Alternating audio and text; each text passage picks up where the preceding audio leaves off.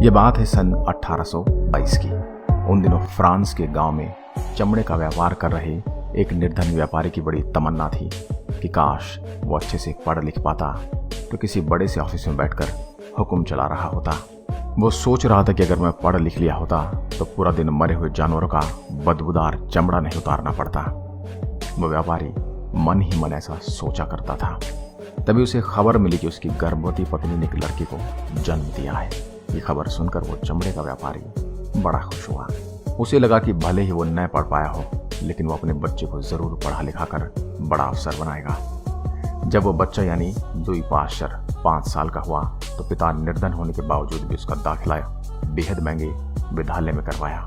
किंतु पिता को तब बहुत दुख हुआ जब उन्होंने पाया कि उनका बच्चा पढ़ाई में बेहद कमजोर था। कक्षा के साथ ही छोटे लुई को मंदबुद्धि कहकर पुकारते थे। वैसे लुई बहुत ही मेहनती था। स्कूल में जाने के साथ साथ वो पिता के काम में भी हाथ बटाते थे।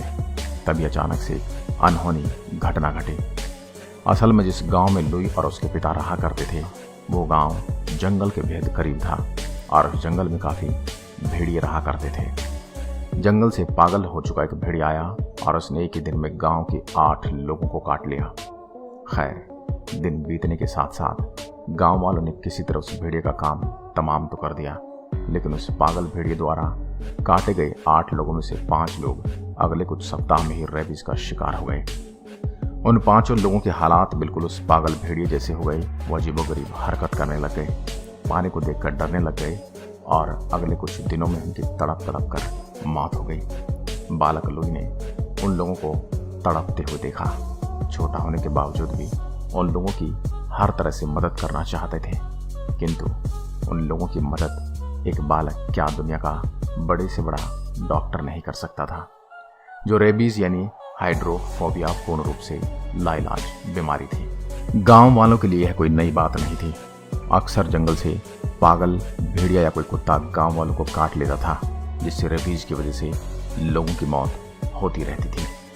किंतु बालक लुई ने ये अपने जीवन में पहली बार देखा था। वो हमेशा अपने पिता से पूछते रहते, क्यों नहीं उन लोगों को बचाया जा सका, उन्हें कोई दवाई देकर क्यों ठीक नहीं किया जा सका। तंग आकर पिता ने कहा कि बेटा तुम खुद क्यों नहीं उस बीमारी का इलाज ढूंढ लेते। खूब पढ़ो, नई खोज करो। अगर तुम दिल लगाकर पढ़ाई करोगे तो एक दिन इस बीमारी का इलाज भी खोज लोगे। यह बात बालक लुई के दिमाग में घर कर गई। उन्हें लगा अगर पढ़ाई करके इस बीमारी का इलाज ढूंढा जा सकता है तो मैं रात दिन पढ़ूंगा और इस तरह से लोगों को नहीं मरने दूंगा।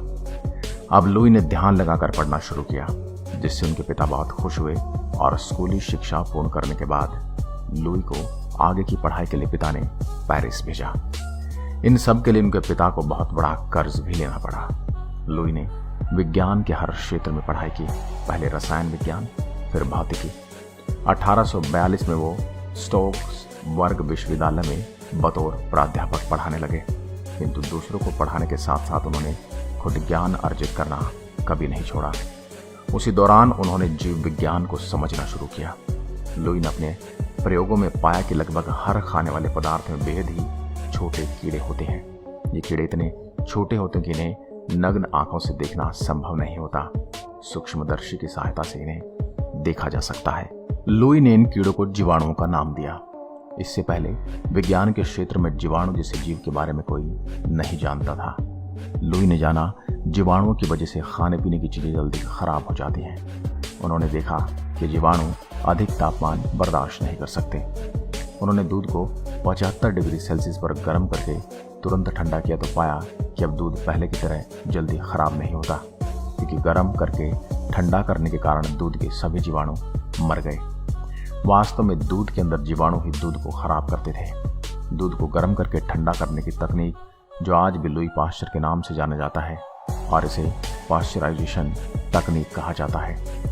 अब लुई पाश्चर के दिमाग में एक विचार आया कि जिस तरह से जीवाणु हर खाने पीने की चीज में पाए जाते हैं, उसी तरह से जीवाणु हमारे शरीर में भी पाए जाते होंगे और यही जीवाणु हमें बीमार करते होंगे। हो ना हो रेबीज के लिए भी यही कीड़े जिम्मेदार हैं। उन्होंने सोचा कि मैं किसी तरह उन रेबीज के कीड़े को पहचान करके खत्म करने का तरीका समझ लूं तो संसार को सदा के लिए इस जानलेवा बीमारी से छुटकारा मिल सकता है। बस इसके बाद लुई साहब ने न रात देखा न दिन। जहां कहीं किसी रेबीज हो चुके कुत्ते या भेड़िया दिख जाने की खबर मिलती वो तुरंत वहां पहुंच जाते, भले ही वो जानवर काटकर उन्हें रेबीज का शिकार बना दे, लेकिन वो हर हाल में उस जानवर को पकड़ लेते और उसके रक्त की जांच करते। उनको न खाने की सुध होती न परिवार की।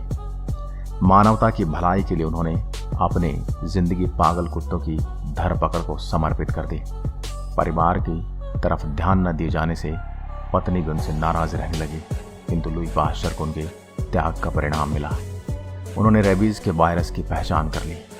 उन्होंने जाना कि पागल कुत्ते या भेड़िए जैसे जीवों के शरीर के साथ साथ लार में भी यह वायरस मौजूद होता है और रेबीज प्रभावित जानवर किसी इंसान या अन्य स्वस्थ जानवर को काटता है तो उसके मुंह की लार से निकला वायरस घाव के माध्यम से स्वस्थ जानवर के शरीर में प्रवेश कर जाता है और उस दूसरे जानवर को भी संक्रमित कर देता है। लेकिन चुनौती थी कि इस वायरस को नष्ट कैसे किया जा सकता है। अब दूध की तरह मानव शरीर को उबाला तो नहीं जा सकता।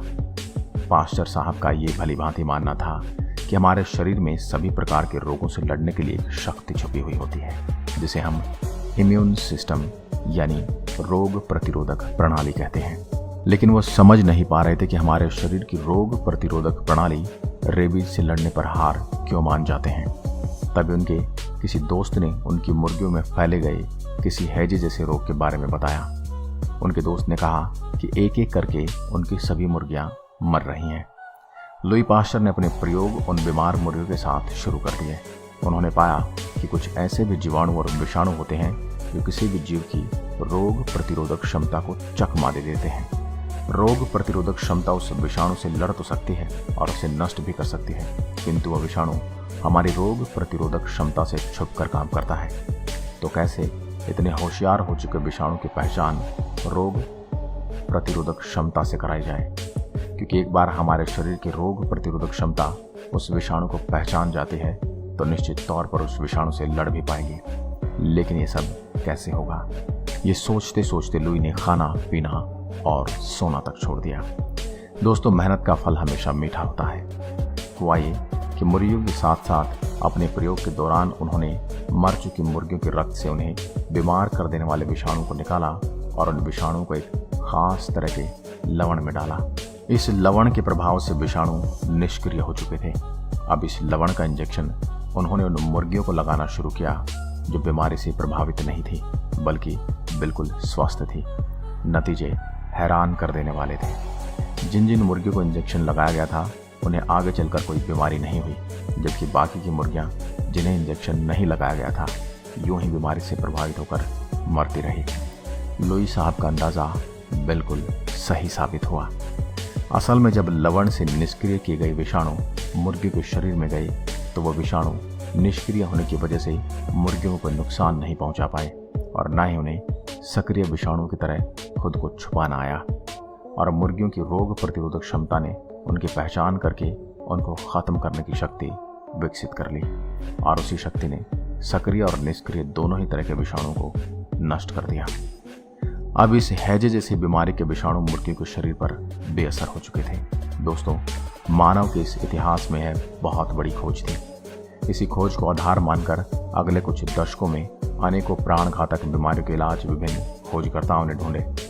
लुई पाश्चर ने इस खोज से उत्साहित होकर जब अपने प्रयोगों को बढ़ाया तो उन्हें अपने बचपन से सपने यानी रेबीज के इलाज को ढूंढने में सफलता मिल गई। उन्होंने रेबीज के वायरस को निष्क्रिय करके एक स्वस्थ कुत्ते में डाला, जिससे उस कुत्ते में मौजूद रोग प्रतिरोधक क्षमता ने उस वायरस को पहचान कर उसे बेअसर करने की शक्ति ईजाद कर ली। जब उस कुत्ते में सक्रिय रेबीज डाले गए तो भी कुत्ते को रेबीज नहीं हुआ। वो बिल्कुल स्वस्थ रहा क्योंकि कुत्ते के शरीर ने रेबीज के वायरस से लड़ना सीख लिया था। शुरुआती अनुसंधानों के नतीजे बेहद सकारात्मक थे, जिससे लुई पाश्चर बेहद उत्साहित थे। किंतु ये प्रयोग मनुष्य के शरीर पर भी सकारात्मक असर दिखाएंगे इसकी कोई गारंटी नहीं थी। लुई इसी विषय पर अनुसंधान कर रहे थे तभी एक महिला अपने बच्चे को लेकर रोते हुए उनके पास आई। महिला ने कहा उसके बच्चे को 2 दिन पहले ही एक पागल कुत्ते ने काटा है और हर घंटे उसके बच्चे की हालत खराब हो रही है। लुई पाश्चर ने जांच की तो पाया कि एक पागल कुत्ते ने बच्चे को काट लिया था। जिस कुत्ते ने बच्चे को काटा था, लुई पास्चर ने उस कुत्ते को किसी तरह पकड़कर उसकी जांच की तो पाया कि वो कुत्ता रेबीज का शिकार था, यानी अब वो बच्चा भी रेबीज का शिकार हो जाएगा।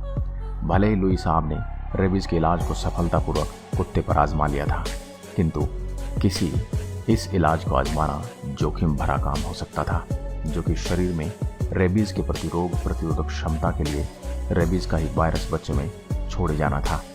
भले ही वो वायरस निष्क्रिय होता, लेकिन फिर भी मानव शरीर में जाकर वो क्या असर करता, इसका कोई अंदाजा नहीं था। बच्चे की मां लुई के सामने बच्चे के प्राण बचाने के लिए गुहार लगा रही थी, किंतु लुई साहब के सामने बहुत बड़ा धर्म संकट था। उनके द्वारा बनाई गई वैक्सीन अभी शुरुआती स्टेज पर ही थी। अभी उन्हें बहुत सारे प्रयोग करके देखने बाकी थे। अगर वो बच्चे पर अपना प्रयोग आजमाते और सफल न हो पाते तो बच्चे के खराब होते हालात का सारा दोष निश्चित रूप से लुई पास्चर के सर मढ़ दिया जाता। उनका सामाजिक बहिष्कार तक कर दिया जाता और उन्हें जेल की हवा तक भी खानी पड़ सकती थी, या फिर बच्चे की मौत भी हो सकती थी।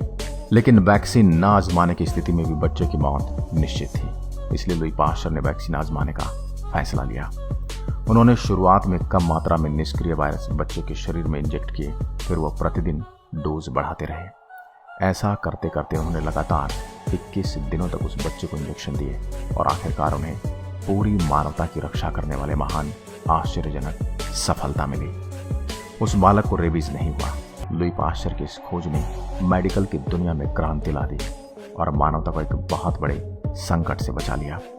दोस्तों, रेबीज मानव इतिहास की सबसे प्राचीन बीमारी मानी जाती है। इस अति प्राचीन बीमारी के इलाज के लिए जब 1885 में लुई पास्चर ने रेबीज के टीके की खोज की तो उस समय पूरे विश्व की जनसंख्या 150 करोड़ थी और आपको जानकर हैरानी होगी कि इनमें से 1 करोड़ लोग कुत्तों, भेड़ियों, गीदड़ों, चमगादड़ों आदि द्वारा काटे जाते थे। ये तमाम जानवर रेबीज के प्रमुख जनक हैं। आप अंदाजा लगा सकते हैं कि लुई द्वारा इजाद की गई रेबीज के टीके ने आज तक कितने करोड़ों लोगों की जान बचाई होगी। हालांकि रेबीज हो जाने के बाद इसका कोई इलाज मुमकिन नहीं है, लेकिन किसी पागल जानवर के काटने के तुरंत बाद से लेकर 3 दिन तक अगर रेबीज का टीकाकरण शुरू हो जाए तो लगभग 100% मौकों पर रेबीज हो ही नहीं पाता। इस महान उपलब्धि के बाद लुई को फ्रांस सरकार ने सम्मानित किया और उनके नाम से पास्चर संस्थान की स्थापना की गई। किंतु लुई पास्चर समाज का भला करने की धुन में खुद के परिवार का ख्याल नहीं रख पाए। जिस समय वो रेबीज के टीके का अनुसंधान कर रहे थे, उसी दौरान उनकी 3 बेटियों में से 2 बेटियों की मौत ब्रेन ट्यूमर से हो गई और तीसरी बेटी टाइफाइड का शिकार होकर चल बसी। बच्चों की मौत के बाद लुई पास्चर की पत्नी को अपने पति के सहारे की बहुत आवश्यकता थी, लेकिन उन दिनों लुई समाज की भलाई के लिए रेबीज के इलाज को लेकर नित नए प्रयोग कर रहे थे। वो या तो समाज की भलाई के लिए समय निकाल सकते थे या पत्नी के लिए। उन्होंने समाज को चुना। अकेला पड़ जाने के कारण ही लुई की पत्नी मानसिक रोग का शिकार हो गई। थोड़े समय बाद लुई पास्चर का आधा शरीर भी लकवाग्रस्त हो चुका था। बावजूद इसके वे अनुसंधान जारी रखे हुए थे। 1895 में 73 साल की उम्र में लुई पास्चर की मृत्यु हो गई। बहरहाल मानवता की रक्षा में उनका योगदान अतुलनीय है। आप खुद सोचिए कि लोगों की जान बचाने के लिए अपना सब कुछ बलिदान करने वाले वैज्ञानिक महान हैं या ये अपराधी बाबा। खैर, कुछ लोगों की अकल पर तो पर्दे पड़े हुए होते हैं। उन्हें कुछ समझ में आता ही नहीं कि वो इन बाबाओं की फोटो अपने घर में बने मंदिरों में रखकर इनकी पूजा करते हैं। ऐसे गवारों से तो मुझे कोई उम्मीद नहीं है, किंतु यदि आपको या आपके चाहने वालों में से किसी को भी कुत्ते ने काटा है, जिस वजह से आपको या आपके चाहने वाले को रेबीज इंजेक्शन लगवाने पड़े हैं, तो आपको लुई पास्चर को हाथ जोड़कर नमन अवश्य करना चाहिए और अपना जीवन बचाने के लिए उनका धन्यवाद करना चाहिए। और वीडियो को आखिर तक देखने के लिए आपका बहुत बहुत धन्यवाद। अगर आपको वीडियो पसंद आई हो तो इस वीडियो को शेयर करें और ऐसी ही वीडियो देखने के लिए हमारे पेज को फॉलो करें। धन्यवाद।